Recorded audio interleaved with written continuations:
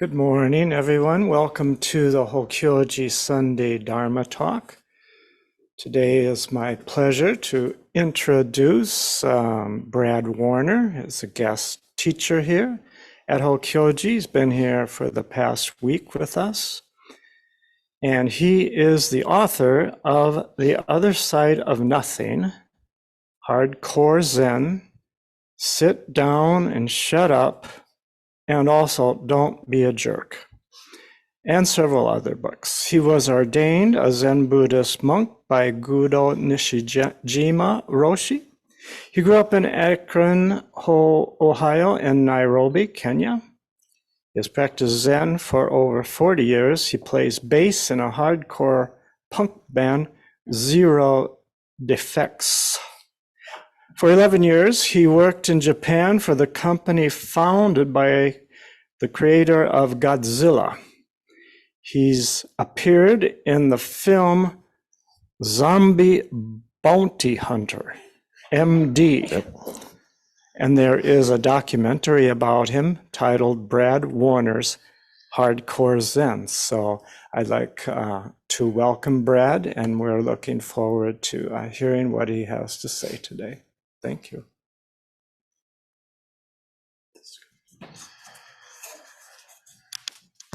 Okay, good morning. Good morning, Hokyoji and world.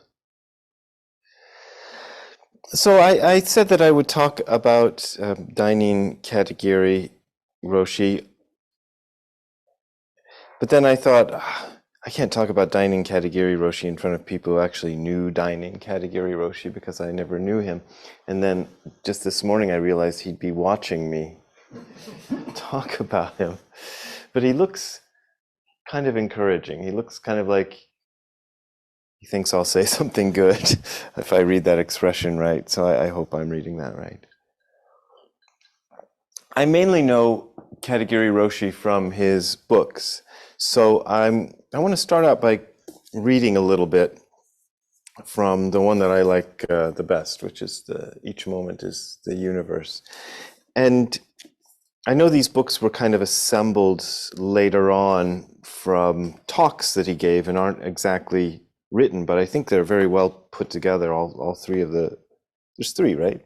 That I know of. Are there four?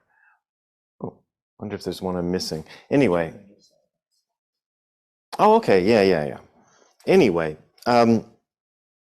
so this I like, and this is him quoting Dogen Zenji. It starts off, but it's a translation.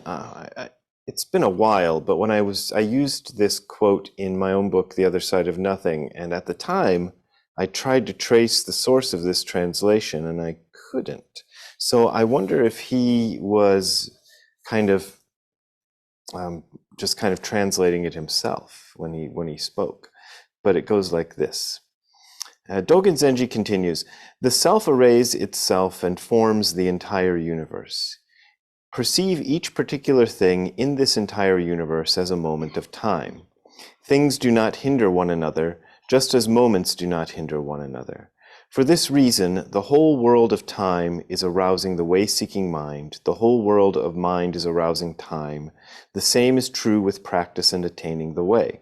Thus, the self sets the self out in array and sees itself. This is the understanding that self is time. And a couple pages later, he gives this wonderful illustration, which I also stole and quoted in my book. I'll read you the whole thing. What we call the conscious world is nothing but a provisional picture of the world produced by our dualistic human minds. Is there anything wrong with our provisional pictures? I don't think so. But if we think the world is just something imaginary or provisional, it appears to have no value and we become pessimistic. But remember, the conscious world is also time. Our provisional pictures are beings in Buddha's world. So why don't you accept them that way and deal with them as Buddha? Try to see the provisional world reflected in the big mirror of reality, not your egoistic telescope. For example, when you use the toilet, you don't believe it's a provisional picture in an imaginary world because you can see the toilet right in front of you. But the toilet you see is a toilet fabricated by your consciousness. The real toilet is just like time. Every moment it goes away. All you have to do is just use it. Just handle the toilet as Buddha and live with the toilet in peace and harmony. This is everyday practice. So I like that example. It's a good sort of earthy example of how this stuff works. And that's what I like about Katagiri Roshi from what I know of him from reading about him.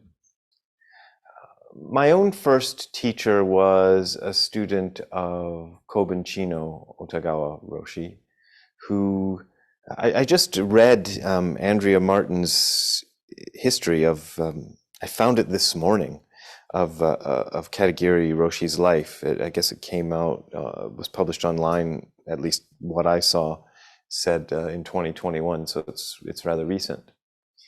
And I had always thought that Suzuki Roshi brought Katagiri and Kobun from Japan, but that's I got that wrong. I guess Katagiri Roshi had come independently.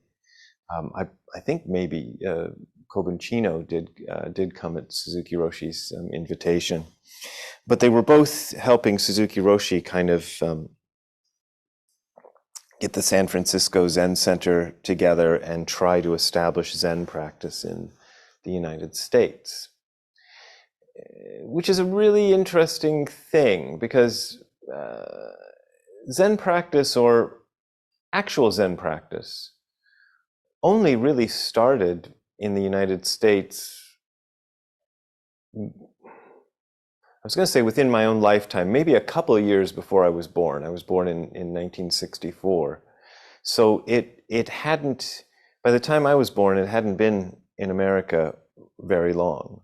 So I'm almost as old as American Zen.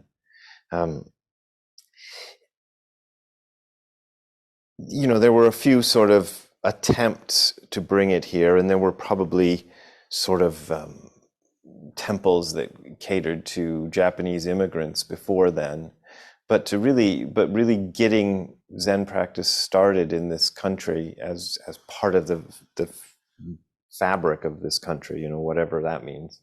It's quite new, and we're here at the beginning of it, trying to figure out how to do it. And so we had these teachers who came mostly from Japan, a couple from Korea, I think maybe from China as well, maybe more like Taiwan than China, but than mainland China, who tried to give us this practice. And it's a very ancient practice, but it's not one that our culture, sort of Euro-American culture, for whatever that means, has had much experience with. So we're trying to figure it out, and everybody's trying to figure it out, how to do it here. And Katagiri Roshi and Suzuki Roshi and Kobun Chino had a kind of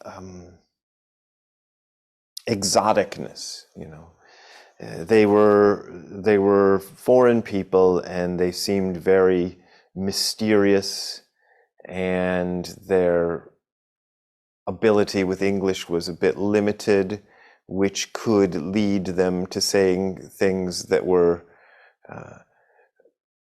that sounded profound because they were confusing, I think, in a lot of times. And this is a weird aspect because Zen is confusing and difficult and a bit obscure, even when you understand the language perfectly clearly. But when it becomes all mushed up, it gets weirder. And I sometimes wonder what it must have been like for them to try to talk about this really difficult subject in a language that was not their own to people from a culture they probably didn't really understand.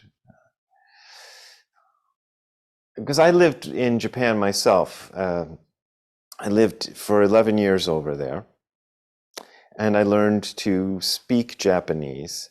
And I rarely spoke about Zen in Japanese. That wasn't what I was there to do. I first went over as an English teacher, and then I got a job as the introduction that Dokai read said, for the company founded by the guy that created Godzilla. And so most of my Japanese speaking was about Ultraman, the TV show that we made, the company that I worked for made, which is a bit easier than talking about Zen. But often there were times when speaking Japanese, I knew what I thought I was saying, but I wasn't sure that's what I was saying, because it's sort of like, at first at least, it was almost like speaking in code, you know. I didn't, I wasn't sure exactly what I was saying. And I made a lot of mistakes and probably said strange things without realizing I was saying strange things. So we've been reading these transcripts of Katagiri Roshi's, some of his talks about karma this week. And reading these transcripts, I didn't come across anything that sounded too strange to me, because I think by the time these talks were given, Katagiri Roshi had lived in the United States for quite a while, and he was probably much more confident in English by that time than I was in Japanese the entire time that I lived in Japan. You know, I lived there 11 years, and I think these talks come from about the time he'd been in the US for around 20 years, I think, if I'm getting the dates right. So he was more adept at it, but there was still this kind of sense of not I'm not knowing what you're saying. So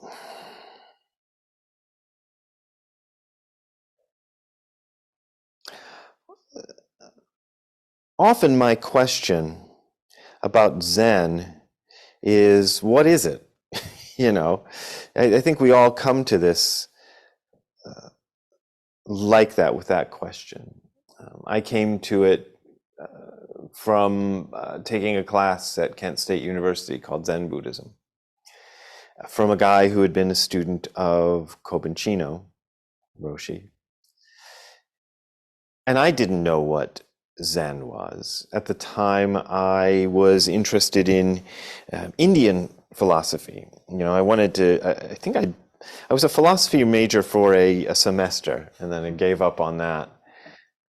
But when I was studying Western philosophy, which is, you know, what they start you off with, obviously, I mean, I felt like there's something missing here. There's something that's not. This is not what I'm looking for. Some of it's interesting, but it seemed to be not what I was searching for, and I wanted to see if the Indian philosophy had anything better to offer. And so I was looking in the catalog at Kent State University for any class about Indian philosophy, and this is 1983 or so, I think. And there was nothing there except for this class called Zen Buddhism, which was part of what Kent State at the time called their experimental college, and you did not get college credit for the classes in the experimental college. And I had taken a class in the experimental college the semester before, and it was called Intro to Parapsychology. So that's the kind of classes that were done. And it was, you know, we had a guy a guy came in and trance channeled for us. You know, there was all kinds of stuff like that. So that, I don't know how other universities were. I think Kent State is probably a fairly typical sort of not that great, but not that bad university in America. So it's not Harvard or Yale or something like that. And it's not the, some, I don't know what's an example of a not so good college. But anyway, the mid-level. And as far as the administration at Kent State was concerned in 1983, Zen Buddhism and trance channeling were about the same, on the same level of stuff, just weird stuff that you shouldn't get college credit for studying, which in retrospect now seems just bizarre, Well, you can't get college credit for studying Zen Buddhism. It's one of the, it's a branch of one of the world's major religions. But that it just looked like goofy parapsychology stuff to them. But all I knew at the time about Zen was it was the Japanese version of an Indian philosophy. I knew that from looking up stuff in Encyclopedia Britannica and whatever I could get my hands on about Indian philosophy at the time. So that's all I knew, and I expected it to be a kind of a stepping stone to getting into what I really wanted to study, And it just was so deeply impressed by the Heart Sutra that I ended up sticking with it, and now I'm stuck with it. Now I can't get away from it. But I still think a lot about what it is that people like Katagiri Roshi brought to us, and what we're going to do with it.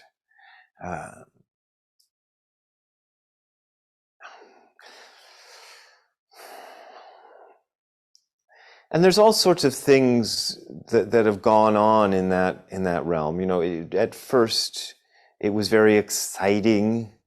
Everybody was sort of, this is in the 60s when they were kind of getting this stuff off the ground. People were into gurus and taking acid and trying to find the meaning of life that way. And so Zen masters seemed like, oh, cool. Let's go talk to the Zen masters or go hear what the Zen masters have to say. And there was that excitement.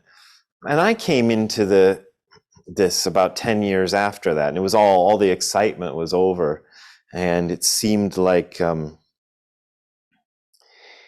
the crowd I hung around with, I was embarrassed, frankly, to talk about Zen in front of these sort of punk rock people that I knew at the time, still know today.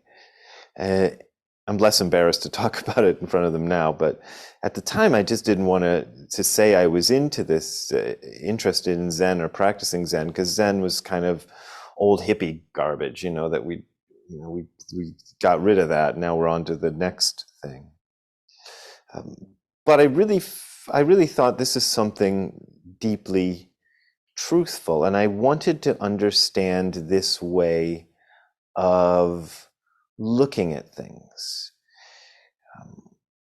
Because you think about the Heart Sutra, we've been chanting the Heart Sutra or reciting it here. I'm interested in seeing all the different ways people do it.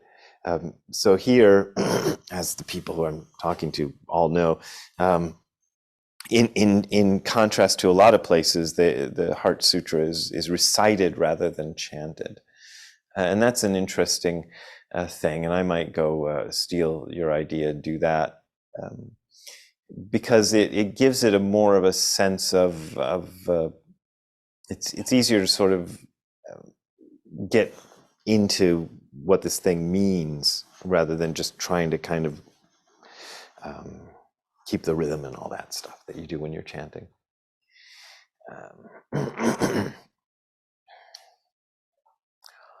But it represents this very weird way of looking at things.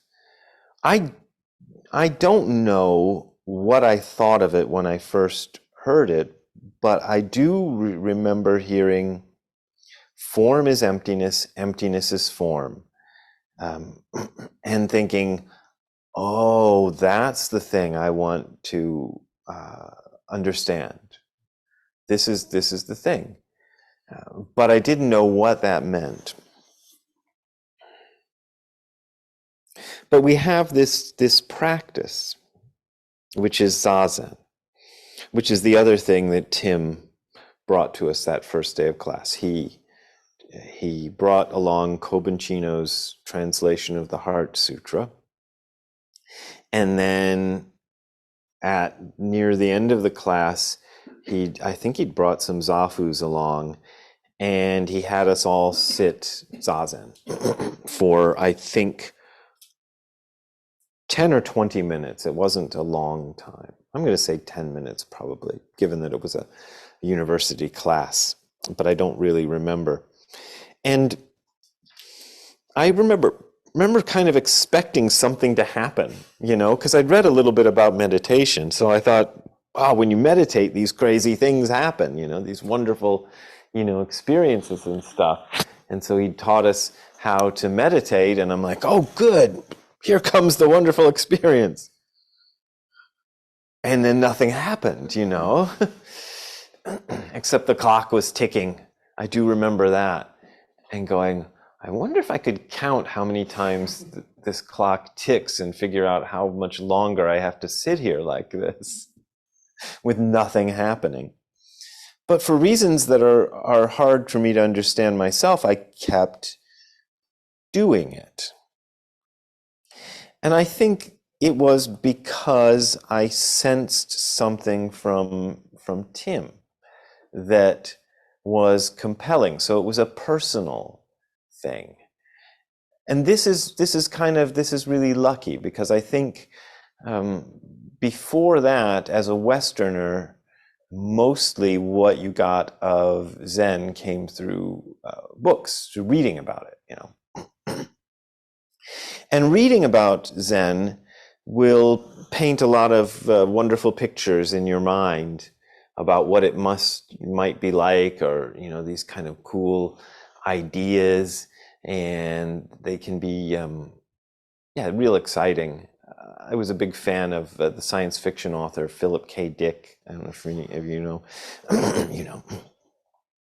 But he was the guy who wrote the book that became Blade Runner, and Total Recall was a movie made out of one of his short stories, and there's been a few, Minority Report, right? And there's been a handful of movies, and they're all very strange sort of psychedelic movies. But Philip K. Dick was one of those people who read a lot about Zen and never practiced Zen, never practiced Zazen, as far as I know.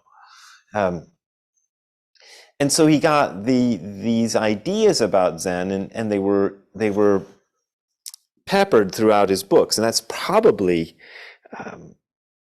because I've been reading those all through high school. So I had encountered Zen without really knowing it was Zen, because he didn't always. Sometimes he would attribute where he got these ideas, Philip K. Dick would, but often they would just be there, and he hadn't attributed them to Zen. But I'd had this planted in my mind, so maybe that's why. I'd never thought of that until I just said it right now. Maybe that's why that Heart Sutra seemed so important to me at the time. It probably contributed to that feeling.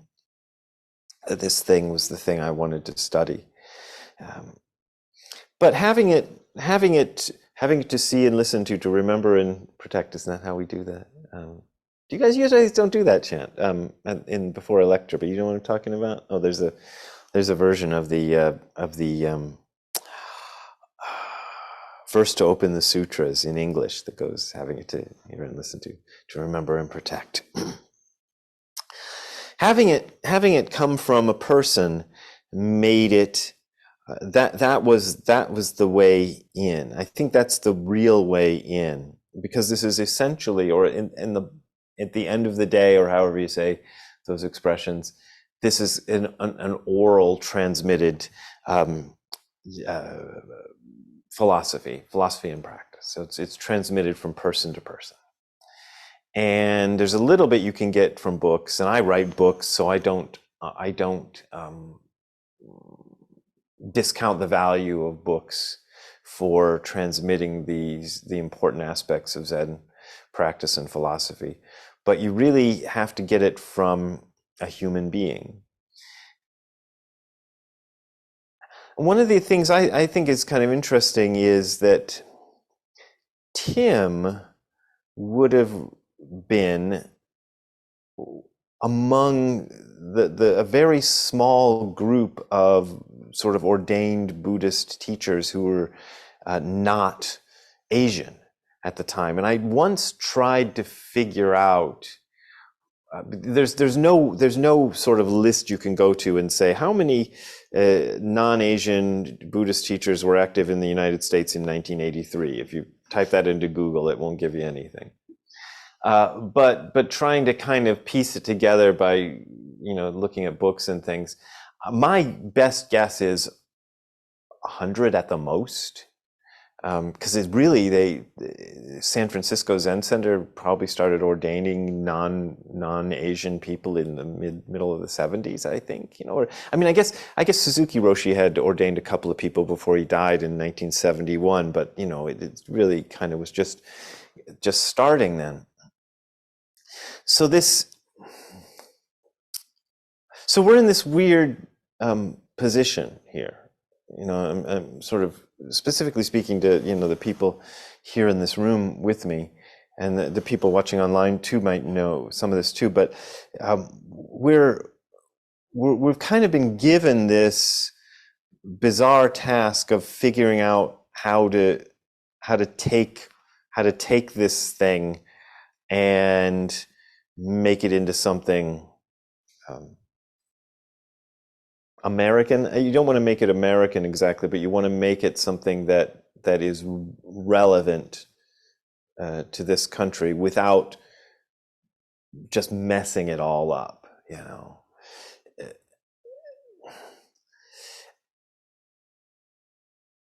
And I think about this a lot because it was never my intention in when I first started sitting with Tim, and then even later when I moved to Japan and started sitting with Nishijima Roshi, it was never my intention to end up teaching it.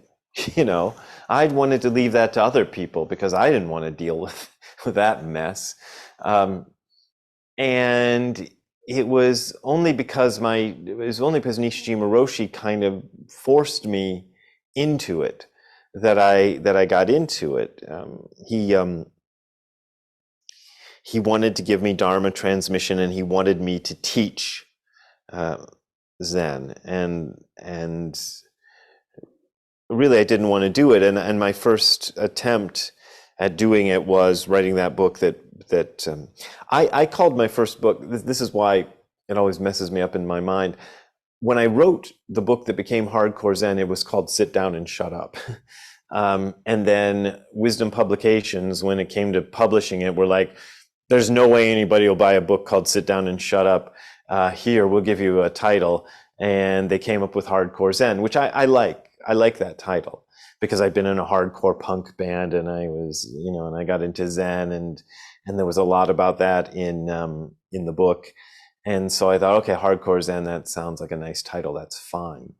And then when I published my second book with New World Library, who's been my publishers ever since then, they liked the title Sit Down and Shut Up. They didn't have any problem with it. So I gave them my second book that title, Sit Down and Shut Up, because that to me was that's what I learned from Zen. That's what Zen is. Sit down and shut up, right? You sit down and shut up, and you be quiet, and you look at your life.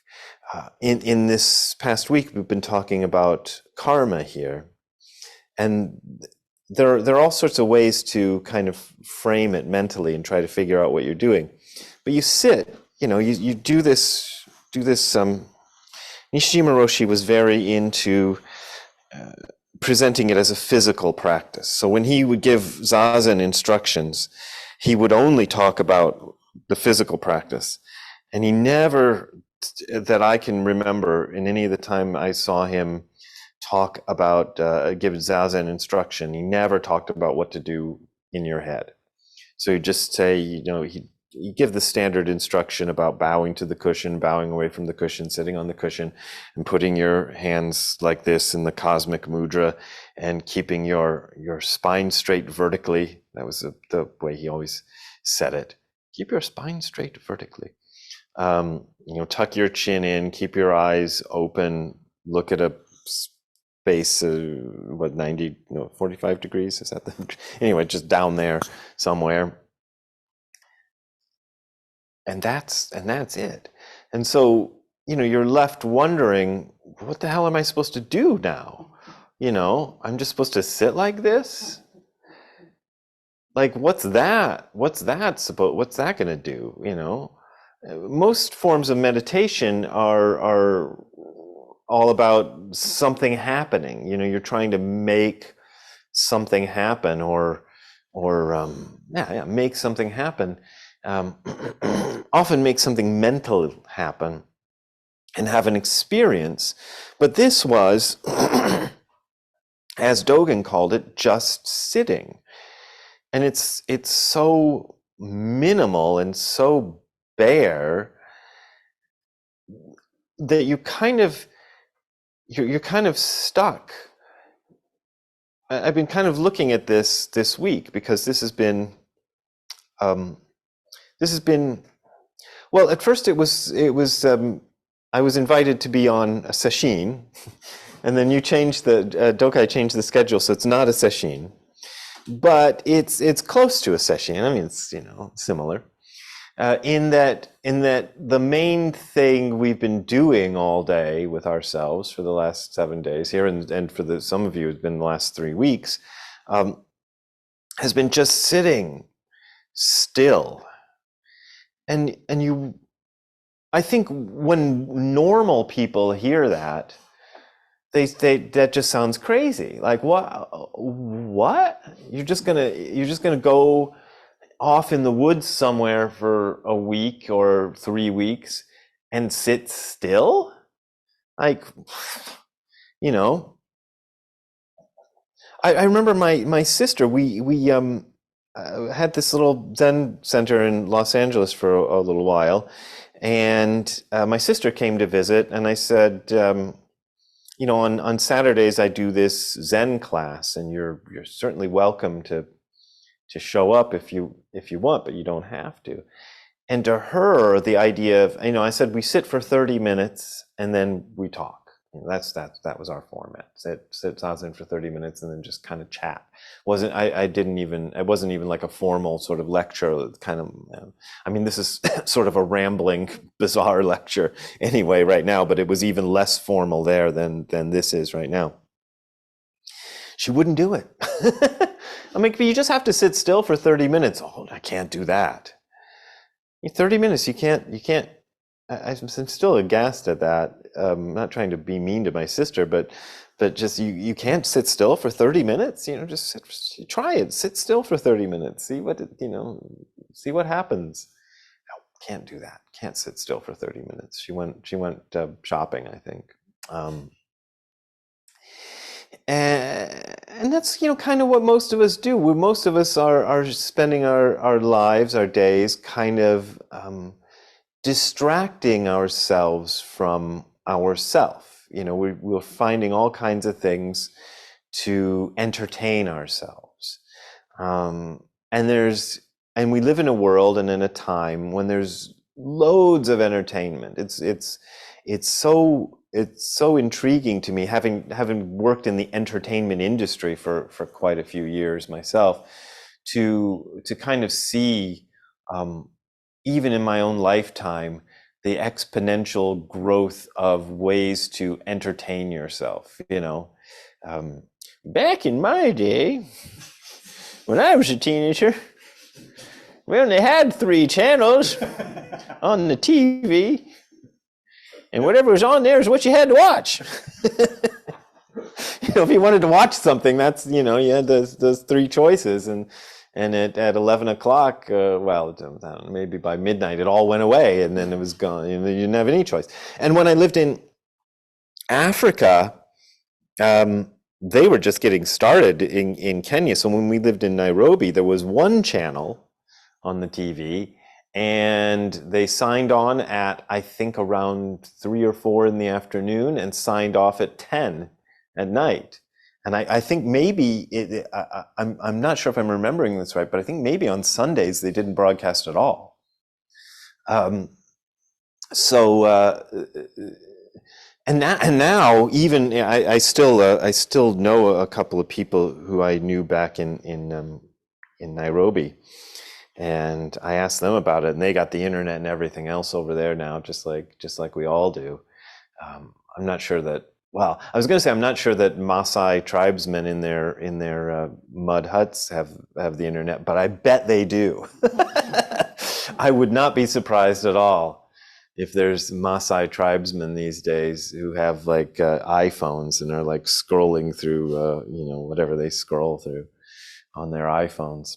Would not be surprised at all. And so we have so much distraction, so much, and it just seems to be increasing on a daily basis. Just tons and tons of it. And so to come and do something like this, where you're deliberately, there is Wi-Fi here. I was kind of surprised. When I first arrived here, somebody had said, "Oh, the Wi-Fi is better in Mouse Hall, right?" And I was like, "Oh, you got Wi-Fi here now?" Because the last time I came here, I couldn't even get I had a little flip phone, and I couldn't even get reception on that.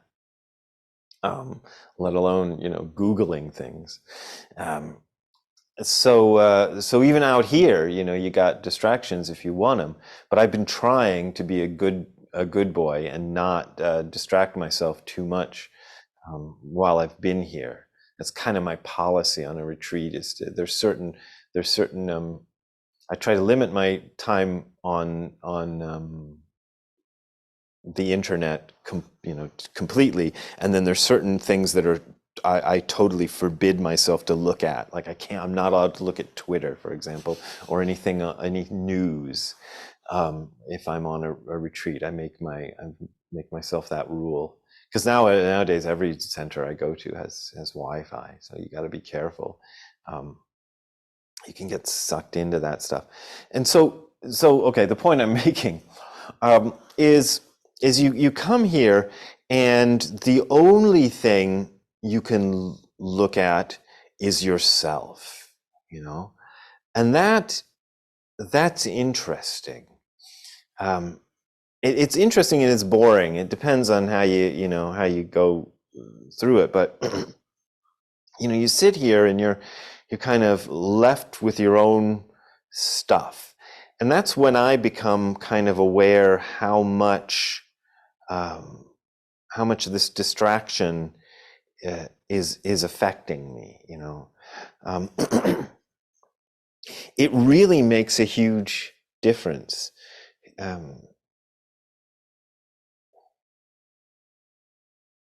And it's great to kind of get rid of it and kind of just be quiet and not even have conversations with people, and just be really, really quiet, but still have sangha, still have community in the midst of all that, Often I find myself wondering, like when I'm with a group of people who I have not spoken to, but we're all here together, I'm like wondering, okay, who are these people? Are these crazy people? Or because crazy people are attracted to Zen. I've noticed that. Have you noticed that? I guess the laughter I can tell.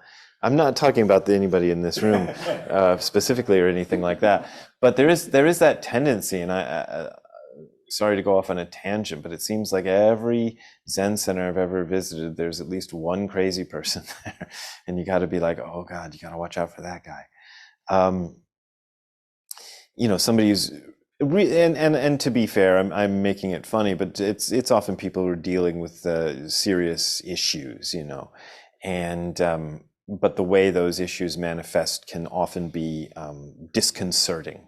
Let's put it that way, and sometimes, frankly, even dangerous. I've run across that too.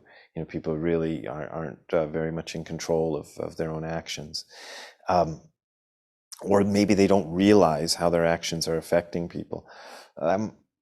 But we all come to this for some reason, you know. Nobody who's just perfectly a-okay with how life is going to end up practicing Zen.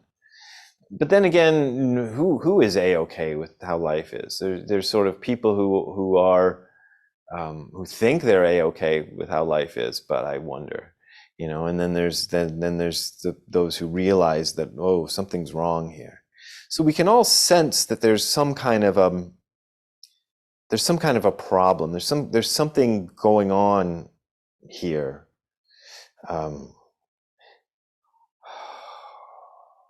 For me, it was noticing how strange this world was as a child. I guess that's probably, you know, it was good, I think, in retrospect, that I didn't have a normal childhood, you know. I think as a child, I mean, I was always happy with what we did with my, okay, let me tell you what happened, in case people don't know, is my dad worked for Firestone Tire and Rubber Company in Akron, Ohio, and they had a factory in Nairobi, Kenya, in Africa, and they would send people from Akron out to Africa to go spend a few years there, either training the people in Africa how to run the place, or just kind of, you know, being liaisons with the home office back in Akron and everything. And so they offered my dad that opportunity.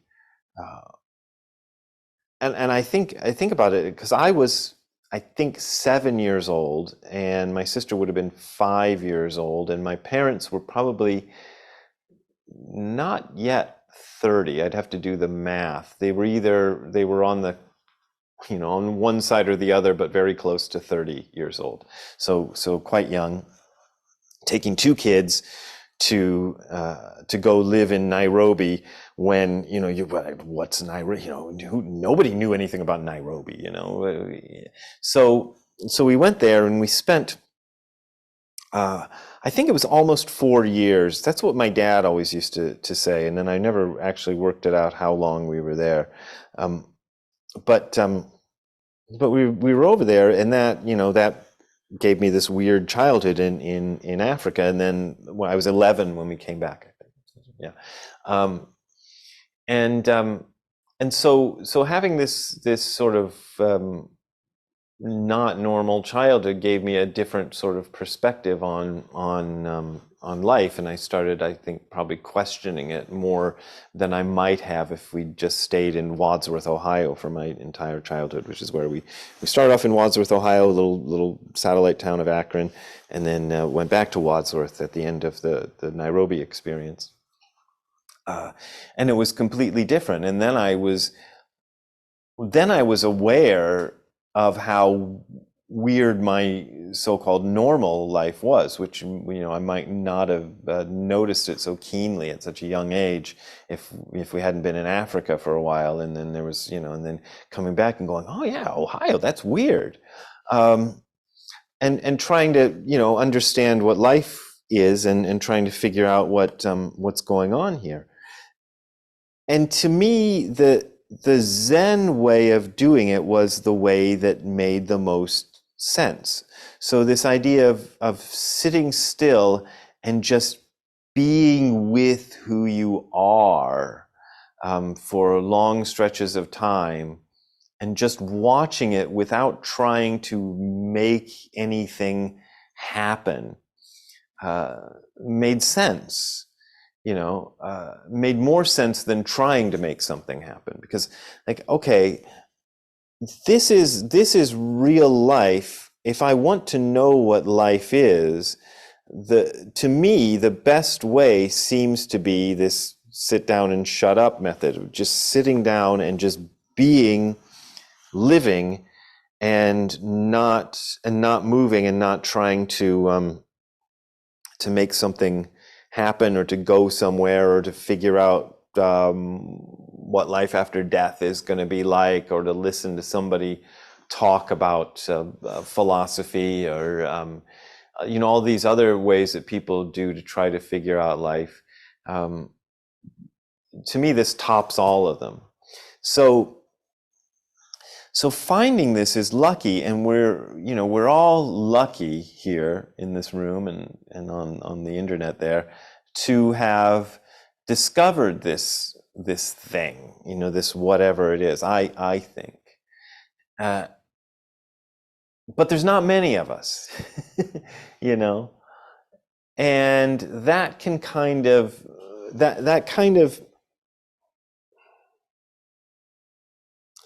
you kind of look like, oh, well, there's only, how many of us are here? 8, right? Is that, yeah.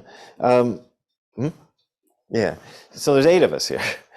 And you think, well, what does that 8 people matter? 8 weird people out in the middle of the woods, sitting and looking at a wall for a week.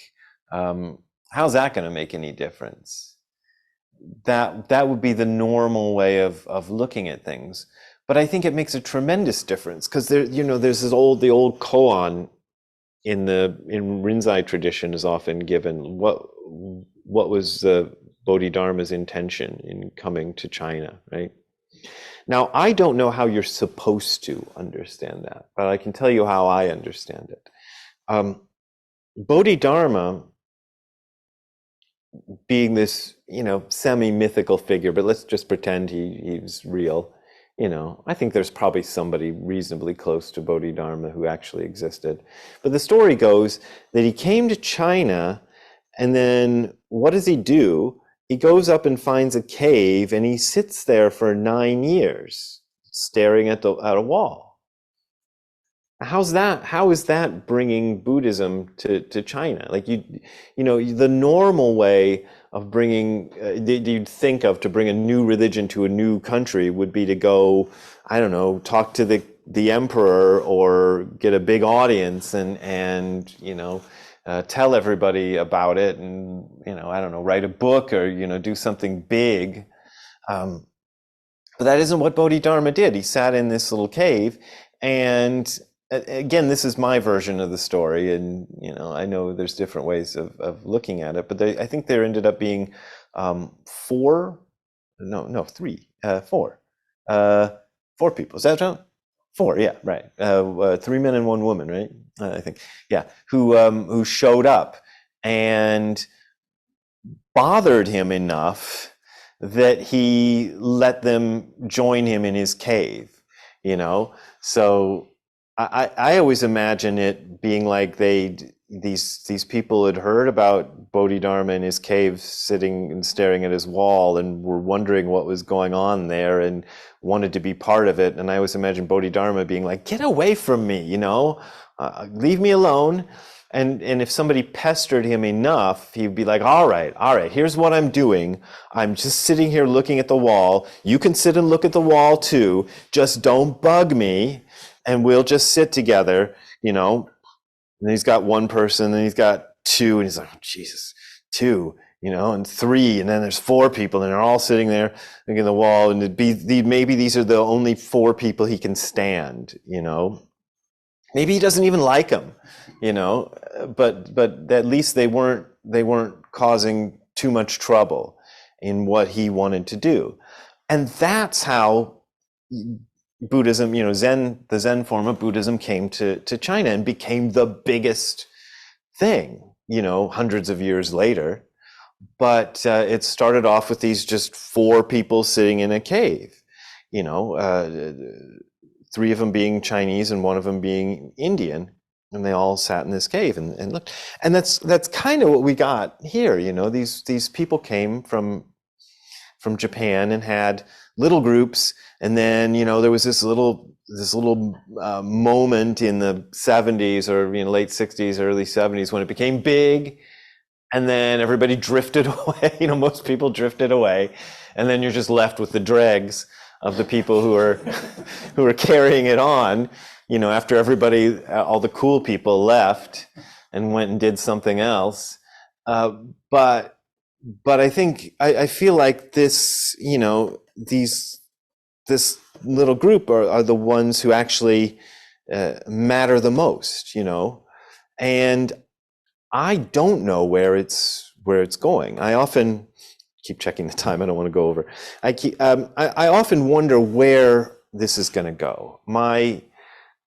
My feeling is that eventually, certainly long after I'm dead, this practice will become seen to be as important in America, and will become something that Americans, assuming there's still, there'll still be some kind of an America, whether it's still called the same thing or not, that's a whole other matter. But it'll eventually kind of take root here and become something important. And in the meantime, those of us who are still working at it, we got to keep it going. We're keeping this going in the face of it not being. It doesn't seem successful. I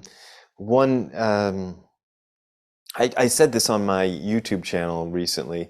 I was really disappointed because this guy who used to sit for years with my group went off and started this little website and stuff, and he's setting himself as a Zen coach or mindfulness coach, and his website has his success stories. Here's his Zen success stories, and I'm like, oh, success, yeah, what's that?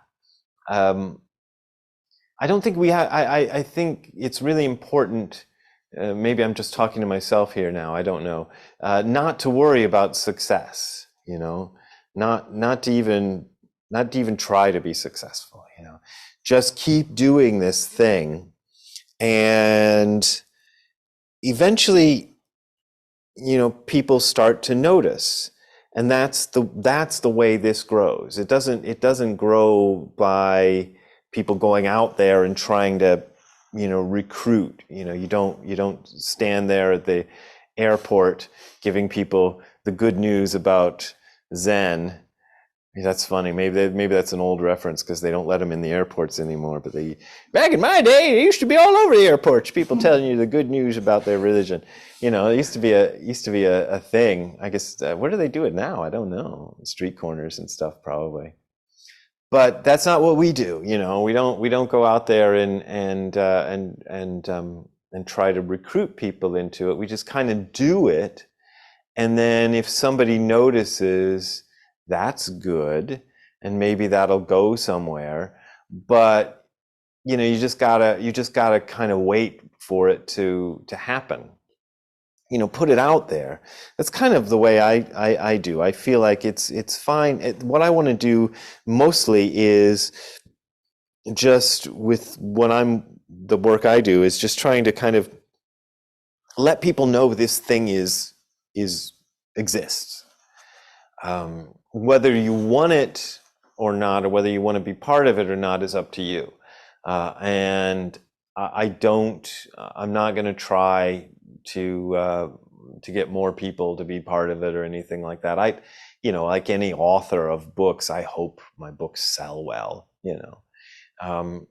and that's nice. And I don't mind promoting the books as books, but to me, I always see that as a sort of a different thing from the practice. The books are about the practice, but they're a different thing.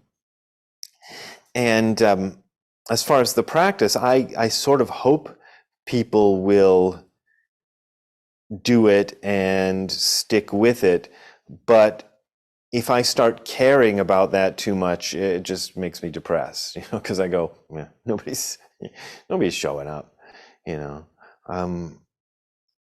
But yeah, I think what we do is important, even when it's really small. Yeah, maybe that's a good place to wrap it up. I know I haven't talked about Katagiri Roshi very much, so I'm sorry. Yeah. So thank you for having me. I really do appreciate being given the opportunity to come here. As I was telling Jushin this yesterday, it's like if it wouldn't have been if he or Dokai had asked me to come here, I would have said yes. Anybody else who would have said leave California in the middle of February for a week in Minnesota, I would have been like, you got to be no. Ask me in May or June, I might show up, but my God, it hasn't been too bad though. The weather, I forgot what real cold is like though, and I'm glad to be reminded of it a little bit. My wife grew up in California; she doesn't know what real cold is. So I always tell her, back in my day. Anyway, thank you very much.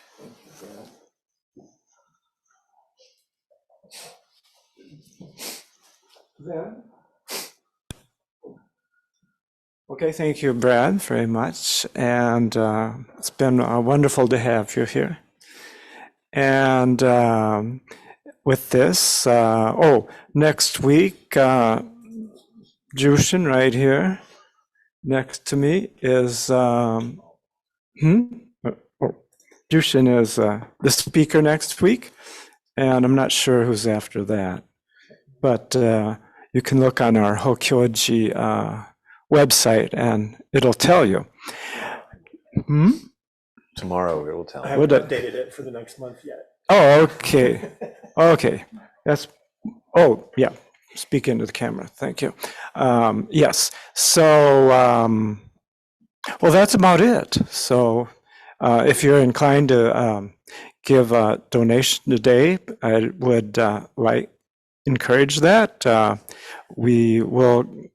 That will help us give Brad a respectable honorarium. So that's something you can keep in mind.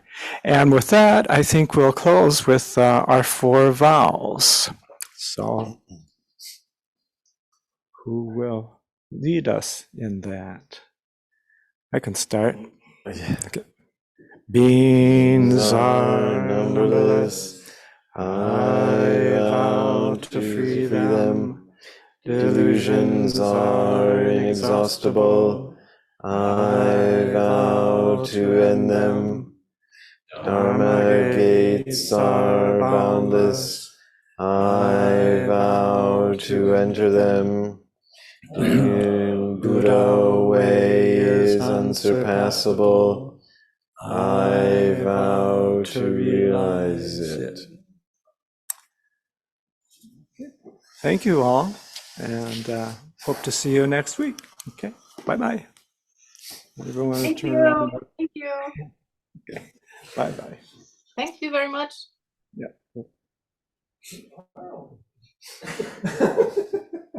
I mentioned it on my YouTube channel.